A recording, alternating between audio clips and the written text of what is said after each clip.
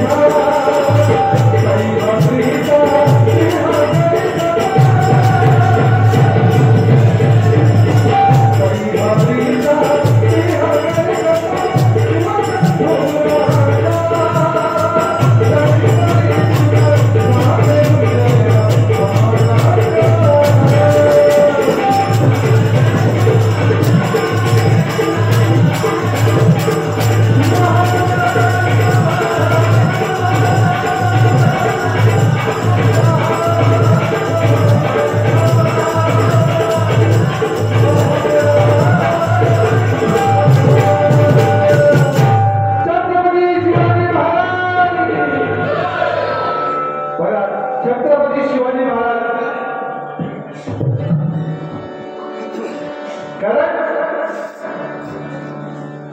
छत्रपती शिवाजी महाराज नसते तर मला सांगितलं की तुम्ही आणि आम्ही आज या ठिकाणी काहीतरी वेगळं करता दिसलो असतो. या महाराष्ट्रामध्ये छत्रपती शिवाजी महाराज आणि स्वर्गीय बाळासाहेब ठाकरे जर नसते तर तुम्ही आणि आम्ही मराठी हिंदू जे आहोत ते कुठेतरी काहीतरी वेगळं करताना दिसलो होतो.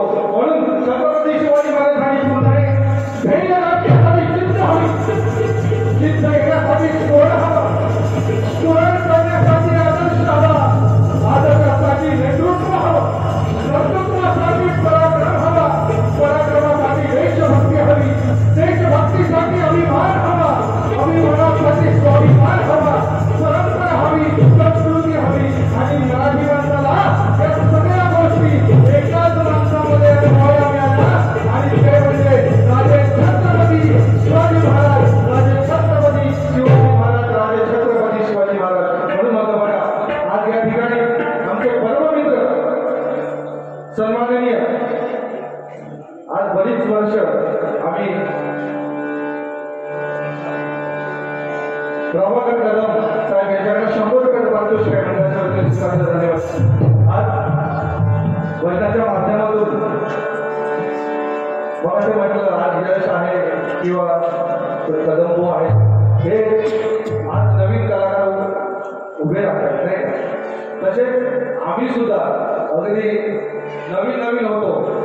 स्पर्धेच्या माध्यमातून दुर्वास गुरव मी स्पर्धेमध्ये आमची ओळख आणि तिथून मैत्रीत रूपांतर आणि त्याच्यानंतर आम्ही आज बरीच वर्ष एकमेकांसोबत डबल कार्य करतोय. आमच्या कॅसेट सुद्धा एकमेकांसोबत आणि आज खूप मोठा नाव आहे दुर्वास गुरव आणि त्याच्याबरोबर मी असते म्हणून माझा सुद्धा त्यात थोडा त्यामुळे दुर्वास गुरव भुवासाठी एकदा जोरदार टाळ्या होणार. आमच्या या आपल्या देवगड तालुक्याची शान आहे आणि खरोखरच अतिशय गोड कला त्यांचा आहे आणि त्यांच्याबरोबर सुद्धा भजन करायला बाली करतो मजा येते. धन्यवाद दुर्वास गुरव तुम्ही या ठिकाणी उपस्थित राहिला. आज गाणी म्हटल्याच्या नंतर नवीन जुनी गाणी येतात. एक छत्रपती शिवाजी महाराज होतच नाही त्यांच्यावर गाणे या ठिकाणी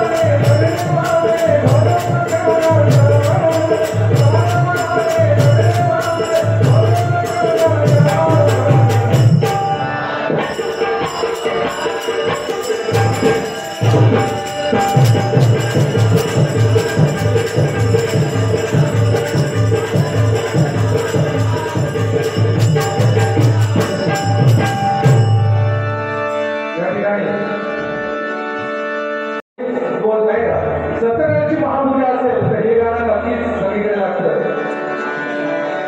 म्हणजे अगदी चंद्र तारे तुम्ही असेपर्यंत हे गाणं वाजतच राहणार सत्यनारायण पूजे.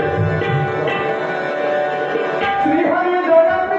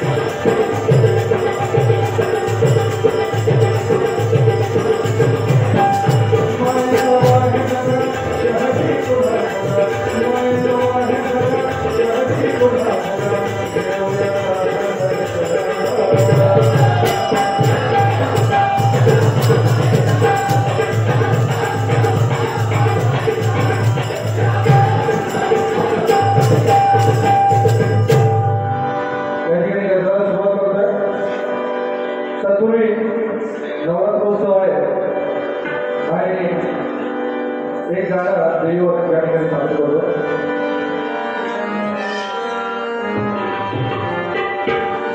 लख पडला प्रकाश देवाच्या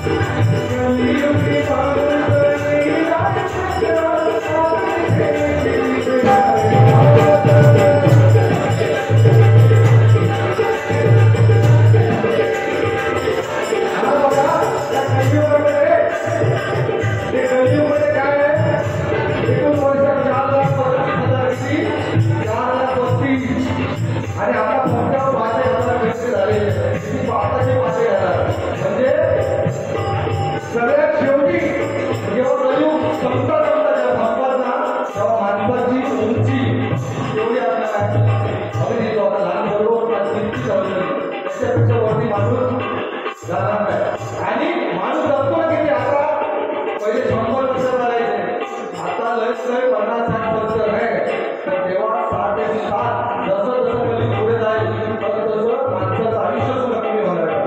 आणि ह्या सगळ्या गोष्टी लक्षात घेतात आज जो आपल्याला जन्म मिळाला आहे किंवा आज जो आपली वेळ आहे आज आपण इथे आहोत आपण काय केलं पाहिजे आपण ठरवलं पाहिजे नाही का. आणि तुम्ही खरोखरच या ठिकाणी हे हेतू तुम्ही लोकांनी एकजूटपणाचं आहे. कारण आजकाल माणसामध्ये या कलियुगामध्ये एकी दिसत नाही. एकी मातीने केली की वीट तयार होते. एकी मातीने केली की वीट तयार होते. एकी विटेने केली की भिंत तयार होते. एकी भिंतीने केली की घर तयार होतं. या निर्जीव वस्तू एकत्र येतात पण माणूस एकत्र येत नाही. पण या कलियुगात सुद्धा आणि या अशा परिस्थितीमध्ये सुद्धा जिथे माणूस एकमेकाच्या ओझ्यावर बसलेला आहे या परिस्थितीमध्ये सुद्धा तुम्ही सगळे लोक एकत्र येऊन हा उत्सव साजरा करताय. त्या उत्सवाला किंवा त्या तुमच्या कार्याला सहभाग आहे तुमच्यासाठी जोरदार एकदा स्वतःसाठी तयार होत. म्हणून मी तुमच्यासाठी सगळ्यात नक्की सांगेन अरे सगळ्यात पिसून कधी पैदा झाला नाही. सगळ्यात पिसून कधी पैदा झाला नाही. सगळ्यात पिसून कधी पैदा झाला नाही. आणि श्री देव आलेश्वर पौरादेवी या उत्सव कमिटीच्या राहणारा या उत्सव कमिटीच्या वाटेत करायला अजून पैदा झाला नाही. अजून पैदा झाला नाही. अजून पैदा झाला नाही. कारण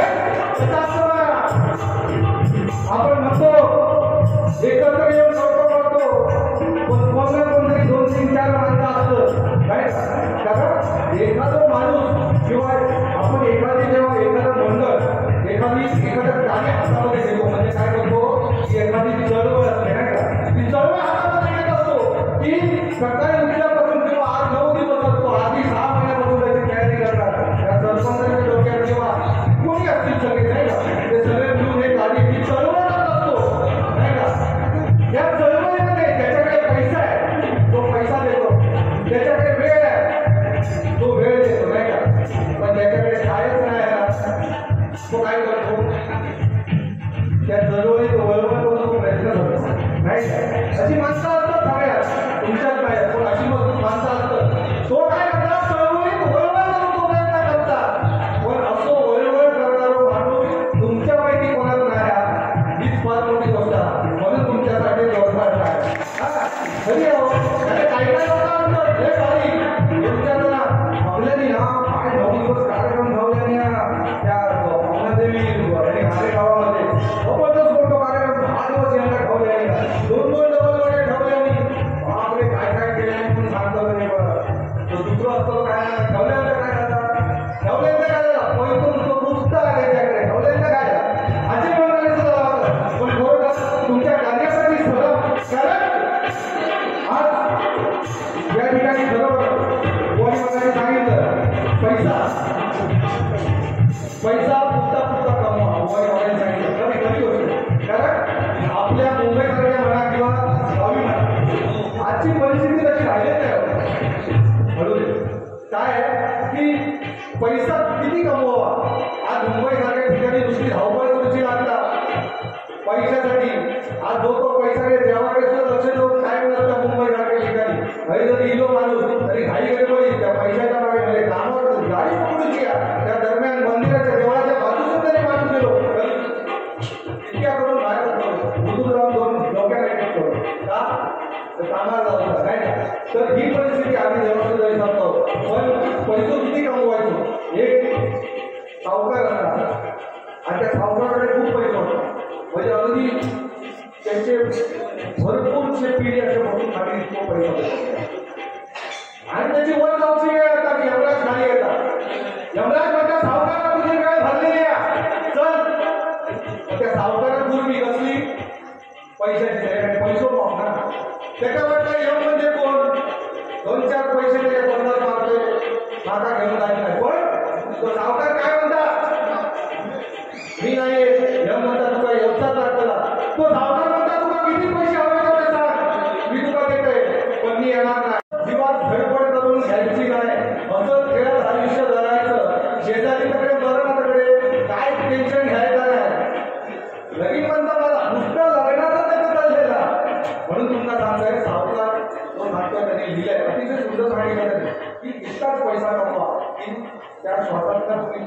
आपण श्वास सुद्धा विकत घेऊ शकत नाही.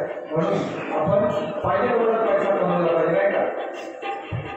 ढोले धावता पैशासाठी सांगता मला कसं बसला नुसतो गणपतीपासून जागेत नाही तो. गणपतीची भजना, महाराजाची भजना, नंतर आता नवरात्रीची भजना, मग दिवाळी येतली अजिबात त्याला वेळ नाही. नुसतं पळता पैसा. पण दयावान म्हणजे एक दिवस मला भेटलेलो. आम्ही आपले दोन म्हणजे एक दिवस मला भेटलो. त्याचा मित्र होतो आणि समोर गेलो आणि तो मित्र एका म्हणता एकदम त्या मित्राचा चेहरा होतो पडलेलो होतो आणि तो समोरून भेटलो. आता इतक्या वर्षानंतर मित्र लावला इतकं चेहरा पडलेला होता. तो म्हणता काय बाबा काय झाला होता जो चेहरा पडलेला होता. तो माणूस सांगता मी 10-15 दिवस तरी झोपलाय नाही देवा. तुला काय सांगू तुला माझ्यावर अशी परिस्थिती लिहिली होती ना. तुला काय सांगू माका ना 15,000 रुपये हवे होते. 15,000 रुपयाची माका गरज होती. खरोखर माझी हरची हालत झाली. 10-15 दिवस आज झाले झोपलाय नाही. पण जो माणूस म्हणता अरे तुला एवढी गरज होती तर माका फोन करायचो. तुला एवढी गरज होती तर माका तो फोन करायचो होतो. तेव्हा तो माणूस म्हणता खरोखर तो मित्र म्हणता खरोखर तुम्हाला मदत केला असतं. अरे होय तर खरोखर मी तुम्हाला मदत केली असते. तो म्हणता अरे खरोखर तुम्हाला मदत केलं असतं. तो म्हणता होय मी खरोखर तुम्हाला मदत केली असते. तो म्हणता खरोखर तुम्हाला पैसे दिले असते. तो म्हणता तसा नाही पैशाचा नाही म्हणून तुला 10-15 दिवस झोप नाही होती ना. माझ्याकडे झोपेचे गोळे होते ते मी तुला दिला असते. पण पैसे सुटणार नाही याच्या हातात बोलले त्यावेळी थोडे म्हणतो बघा या कलियुगामध्ये माणूस एकत्र येत नाही. परंतु तुम्ही लोकांसाठी एकत्र येऊन हा उत्तम मात्र करताय म्हणून काय म्हणतोय